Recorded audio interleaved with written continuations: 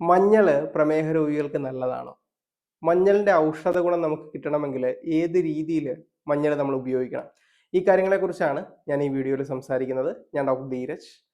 മഞ്ഞളിനുള്ളിലെ curcumin എന്ന് പറയുന്ന ഒരു കോമ്പൗണ്ട് ഇത് ഇൻസുലിൻ്റെ സെൻസിറ്റിവിറ്റി കൂട്ടുന്നതിന് സഹായിക്കും. അതുപോലെ തന്നെ ശരീരത്തിലെ നീർക്കെട്ട് ഇൻഫ്ലമേഷൻ കുറയ്ക്കുന്നതിനും അതിലൂടെ ഈ ടൈപ്പ് 2 ഡയബറ്റിക് ഉള്ള ആളുകൾക്ക് ഇൻസുലിൻ റെസിസ്റ്റൻസ് ഉണ്ടാകും. ഈ ഇൻസുലിൻ റെസിസ്റ്റൻസ് കുറയ്ക്കുന്നതിന് കുർക്കുമിൻ സഹായിക്കും. അങ്ങനെ ഓവറോൾ ഇൻസുലിൻ്റെ ഒരു പ്രവർത്തനക്ഷമത കൂട്ടുന്നതിന് ഈ മഞ്ഞളിലുള്ള കുർക്കുമിൻ സഹായിക്കും. അതുപോലെ തന്നെ മഞ്ഞളിൽ ധാരാളം ആൻറ്റി ഓക്സിഡൻസ് ഉണ്ട്.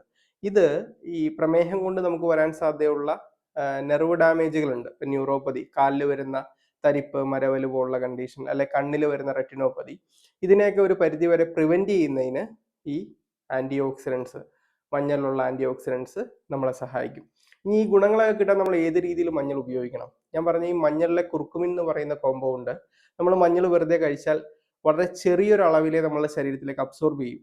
അതിൻ്റെ ബയോ അവൈലബിലിറ്റി എന്ന് പറയും, ഇത് വളരെ കുറവാണ്. അപ്പോൾ ഇത് കൂട്ടുന്നതിന്, ഈ അബ്സോർപ്ഷൻ കൂട്ടുന്നതിന് എന്ത് ചെയ്യാം? അവിടെ നമുക്കൊരു സാധനം അതിലേക്ക് ആഡ് ചെയ്യാം, കുരുമുളക്, ബ്ലാക്ക് പെപ്പർ. അപ്പോൾ ഈ കുരുമുളകിലുള്ള പെപ്പറിൻ എന്ന് പറയുന്ന ഒരു നാച്ചുറൽ കോമ്പൗണ്ട് ഉണ്ട്. ഇത് ഈ കുർക്കുമിൻ്റെ അബ്സോർപ്ഷൻ നമ്മുടെ ശരീരത്തിൽ കൂട്ടുന്നതിന് സഹായിക്കും. ഒരു ചെറിയ അളവിൽ കുരുമുളക് പൊടി ചേർത്താൽ മതി.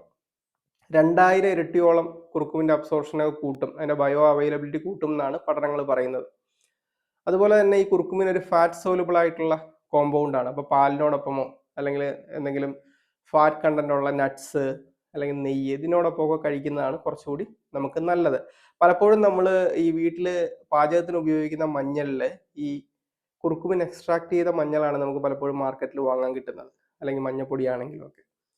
ഇപ്പോൾ നമ്മൾ ഡയബറ്റിക് പേഷ്യൻസിന് കൊടുക്കുന്ന മരുന്നിൽ ഈ മഞ്ഞൾ പലപ്പോഴും ഉണ്ട്. അത് നമ്മൾ കുർക്കുമിൻ എക്സ്ട്രാക്ട് ചെയ്യുന്നതിന് മുമ്പുള്ള ആ രീതിയിലുള്ള മഞ്ഞളുകളാണ് നമ്മൾ മരുന്നിനായിട്ട് ഉപയോഗിക്കുന്നത്. അപ്പോൾ ഇത് പലപ്പോഴും ശ്രദ്ധിക്കുക.